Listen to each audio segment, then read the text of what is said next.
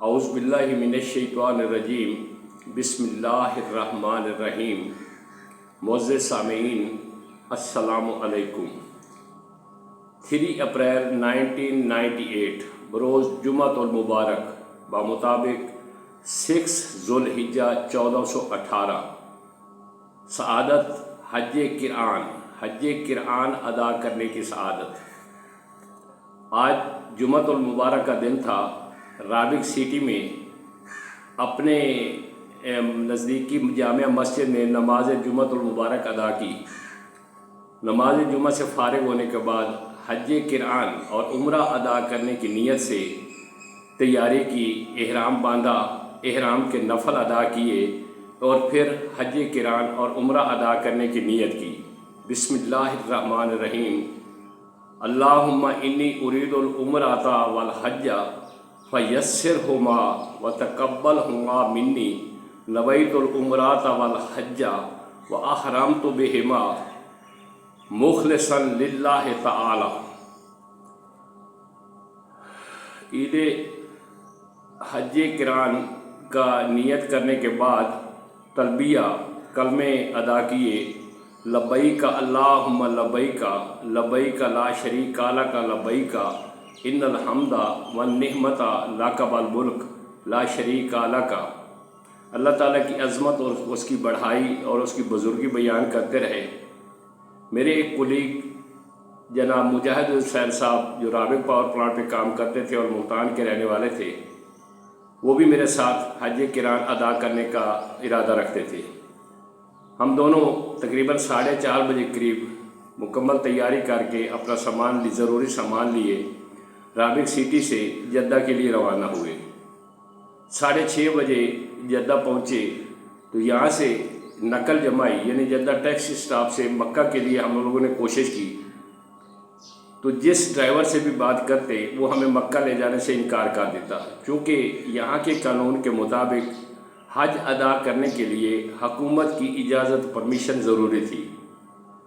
तो इस टाइम हम लोगों ने हुकूमत से इजाज़त वाली परमिशन नहीं ली। हमारे अकामे पे स्टैंप हज स्टैंप नहीं थी, इसलिए यहाँ के ड्राइवर्स ये कह रहे थे कि हमें चेक पोस्ट पे रोक दिया जाएगा और आप लोगों को आगे नहीं दिया जाएगा।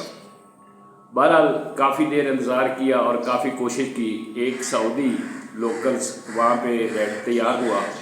उसने कहा कि मैं आप लोगों से किराया ज़्यादा लूँगा, लेकिन आप लोगों को बैतुल्लाह पाक पहुँचा देता हूँ। बहरहाल हम लोगों ने उससे किराया डिसाइड किया और उसके साथ बैठ गए। मक्का के लिए रवाना हुए। जैसे ही मक्का और जद्दा की मेन चेक पोस्ट क्रॉस करने लगे तो वहाँ पे सिक्योरिटी स्टाफ ने रोक लिया। उन्होंने हमारे अकामे और स्टैंप पे चेक करने के लिए हमारे कागज़ लिए और ड्राइवर से भी उसके कागज़ ले लिए। हम गाड़ी में बैठे रहे।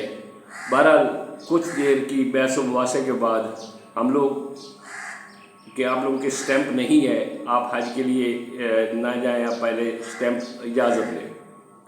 तो बहरहाल ड्राइवर चूँकि लोकल सऊदी था और काफ़ी पुराना और समझदार था, उसने उन्हें रिक्वेस्ट की और मिन्नत समाजत करके हमारे अकामे और अपने गाड़ी के कागजात ले लिए। इस तरह अल्लाह अल्लाह करके हम अल्लाह ताला की बारगाह में शुक्र अदा किया कि अल्लाह ताला ने करम कर दिया और हमें वहाँ से इजाज़त मिल गई। हरम पाक तकरीबन रात कुछ 11:30 पौने 12 के करीब हम मक्का और मुकरमा पहुँच गए। अपना ज़रूरी सामान जो अपने साथ लिए थे वो एक हमाम के पास या जाम की दुकान पे रखा। उसने कुछ किराया चार्जेस हमसे चार्ज किया, तो बहरहाल हमने दे दिया। चूँकि देर काफ़ी हो चुकी थी और थक चुके थे और हज़ारों की तादाद में हरम पाक में लोगों का रश था हज अदा करने के लिए, इसलिए हम हरम पाक के सहन में आके ही सो गए। सुबह 4 बजे उठे। मुजाहिद भाई भी मेरे साथ थे। सुबह 4 बजे करीब उठे। वाशरूम से फ़ारिग होने के बाद सबसे पहले अपने घर फ़ोन किया ताकि अपने घर वालों को हज अदा करने के लिए बता सकूँ और उनसे इजाज़त ले सकूँ। और अल्हम्दुलिल्लाह अपने घर, अपने वालिदैन, वालिदा साहिबा और वालिद साहब को बताया, अपने भाइयों और घर वालों को बताया वो बहुत कि मैं हज अदा करने के लिए बैतुल्लाह पाक में मक्का और मुकरमा में मौजूद हूँ, तो मेरे लिए दुआ करना। ان سب نے مجھے حج ادا کرنے کے لیے اجازت دی اور میرے لیے بہت ساری دعائیں کی۔ فون سے فارغ ہونے کے بعد واش روم گیا، وضو کیا اور وضو کرنے کے بعد حرم پاک بیت اللہ پاک میں داخل ہو گیا۔ حرم پاک میں داخل ہونے کی دعا مانگی اور اعتکاف کی نیت کی۔ جاتے ہی شکرانے کے نفل ادا کیے اور تحیت المسجد کے نفل ادا کیے۔ اتنے میں نماز تہجد کا وقت ہوا، نماز تہجد ادا کی اور اس کے بعد نماز فجر حرم پاک میں ہی الحمدللہ امام بیت اللہ کی قیادت میں پڑھی۔ تقریباً نماز سے فارغ ہونے کے بعد بیت اللہ پاک کا عمرہ کی نیت سے بیت اللہ پاک کا طواف کیا۔ طواف کرنے کے بعد مقام ابراہیم اور مقام حتیم پر اللہ تعالیٰ نے موقع دیا۔ ہزاروں لاکھوں کی تعداد میں لوگ تھے، بہت زیادہ رش تھا، پھر بھی مالک نے کرم کیا اور ہمیں جگہ مل گئی۔ وہاں پہ نوافل ادا کیے، پھر زمزم پاک پہ آ کر زیارت کی اور زمزم پیا اور وہاں سے اپنے لیے اور اپنے سارے بہن بھائی اور گھر والوں اور دوستوں عزیزوں کے لیے بہت ساری دعائیں مانگ اللہ تعالیٰ سے خیر و برکت کی بھیک مانگی۔ تقریباً 10:30 بجے تک حرم پاک میں رہا۔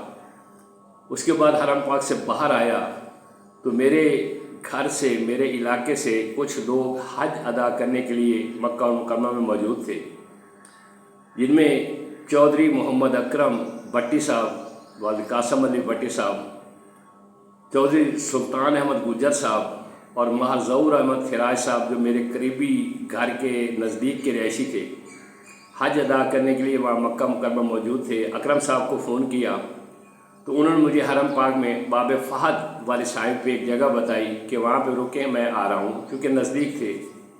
کچھ دیر بعد اکرم صاحب بھی آ گئے، بہت خوشی ہوئی، ان کے ساتھ ان کے مکان پہ گیا جو حج والوں کی طرف سے انہیں الاٹ ہوا تھا حج بلڈنگ میں۔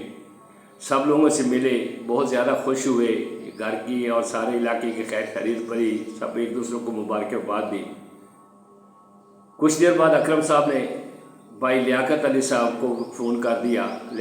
حاجی لیاقت علی صاحب مکہ مکرمہ میں سیٹل تھے اپنی فیملی کے ساتھ اور یہیں پہ اپنا بزنس کر رہے تھے۔ حاجی لیاقت علی صاحب نے کہا کہ میں تقریباً دوپہر کے وقت آپ لوگوں کے پاس آؤں گا۔ اس طرح تقریباً 1 بجے قریب حاجی لیاقت علی صاحب ہم سب کے لیے کھانا لے کے آ گئے، سب نے مل کر اکٹھے کھانا کھایا، بہت خوشی ہوئی، بہت ایک دوسرے کو مبارکباد دی۔ الحمدللہ سب کے ساتھ وقت بہت اچھا گزرا۔ اس طرح تقریباً 4 ساڑھے 4 بجے تک میں ان کے پاس رہا، پھر وہاں سے حرم پاک کے لیے آ گیا۔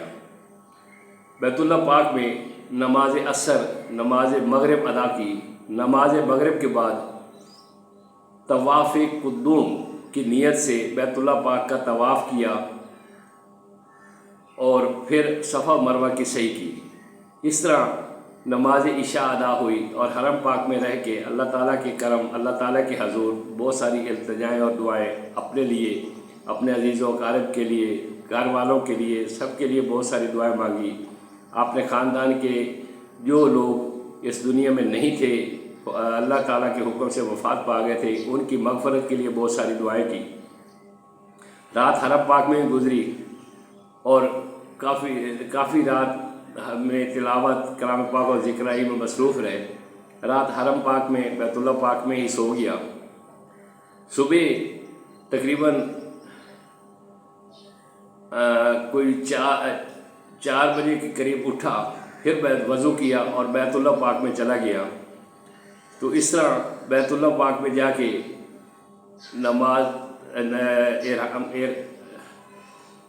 تحیت المسجد اور شکرانے کے نفل ادا کیے اور تلاوت کلام پاک کی۔ پھر چونکہ حج قران ادا کرنا تھا، اس لیے عمرہ دوبارہ کیا، تو بیت اللہ پاک کا طواف کیا اور پھر صفا و مروہ کی سعی کی۔